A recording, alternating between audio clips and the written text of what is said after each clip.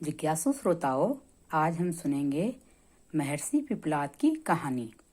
महर्षि पिपलाद महर्षि दधीचि के पुत्र थे। आप सबको ज्ञात होगा कि महर्षि दधीचि ने अपनी अस्थियों का दान असुरों के वध के लिए कर दिया था। जब उन्होंने अपनी अस्थियों का दान किया तो शरीर में बचा केवल एक मांसपिंड। उनके मांसपिंड का दाह संस्कार हो रहा था तो उनकी पत्नी अपने पति का वियोग सहन नहीं कर पाई। अपने 3 वर्षीय पुत्र को लेके वो पीपल के पेड़ के नीचे आ गई। पुत्र को उन्होंने पीपल के कोटर में रखा और अपने को अग्नि में सती हो गई। छोटा बच्चा बिल्कुल अनाथ पीपल के पत्तों को और उसके फलों को खाकर किसी तरह जीवित रहा। एक दिन उधर से देवर्षि नारद गुजर रहे थे। नारद की नज़र बच्चे पे पड़ी तो उन्होंने बालक से पूछा कि आप कौन हो? बालक ने कहा, ये तो मैं भी नहीं जानता हूँ कि मैं कौन हूँ। नारद ने कहा, आपके जनक कौन हैं? बालक ने कहा, मैं ये भी नहीं जानता हूँ मेरे जनक कौन हैं। देवर्षि ने ध्यान लगाया तो उन्हें मालूम हुआ ये तो महर्षि दधीचि का पुत्र है।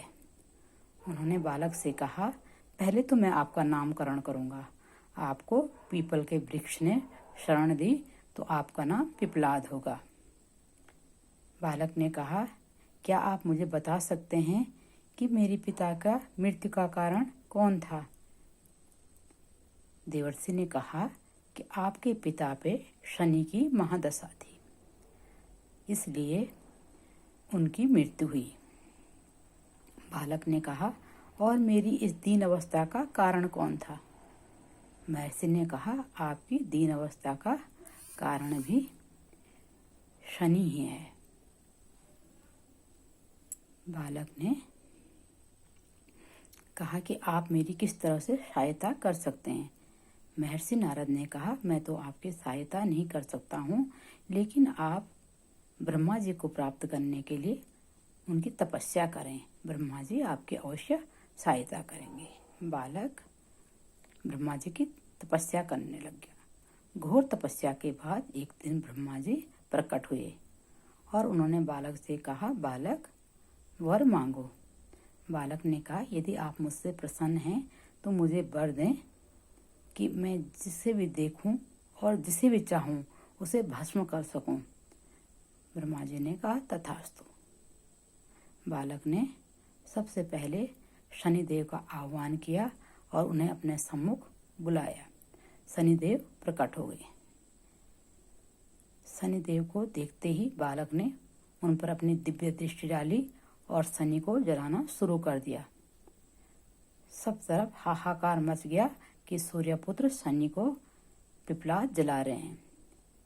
सूर्यदेव पिपलाद के सम्मुख आए, उनसे विनती की कि वो शनिदेव को छोड़ दें, लेकिन शनिदेव पिपलाद नहीं माने।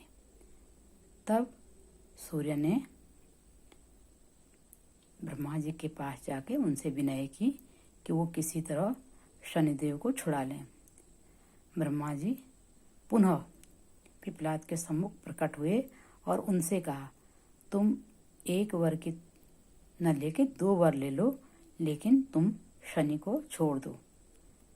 तो पिपलाद ने पहला वर मांगा कि किसी भी बच्चे पे 5 साल की अवस्था तक शनि की दृष्टि न पड़े, वो किसी भी बच्चे की कुंडली में स्थान न पाए।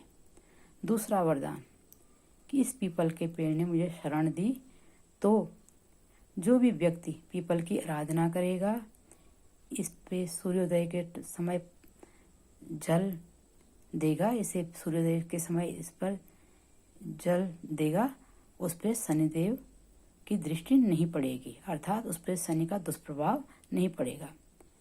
ब्रह्मा जी ने तथास्तु कहा और वो चले गए। पिपलाद ने अपने ब्रह्मदंड से शनिदेव के पैरों पे आघात किया और शनिदेव के दोनों पैर क्षतिग्रस्त हो गए। तभी से उनका नाम शनिश्चरति यह शनिश्चर पड़ा, अर्थात जो धीरे धीरे चले वो शनिश्चर है। उसके बाद उनका शरीर काला तो पड़ ही चुका था, तो इसलिए आज हम शनि की काली मूर्ति की पूजा करते हैं और पीपल के वृक्ष को जल देते हैं और पीपल के वृक्ष की आराधना करते हैं।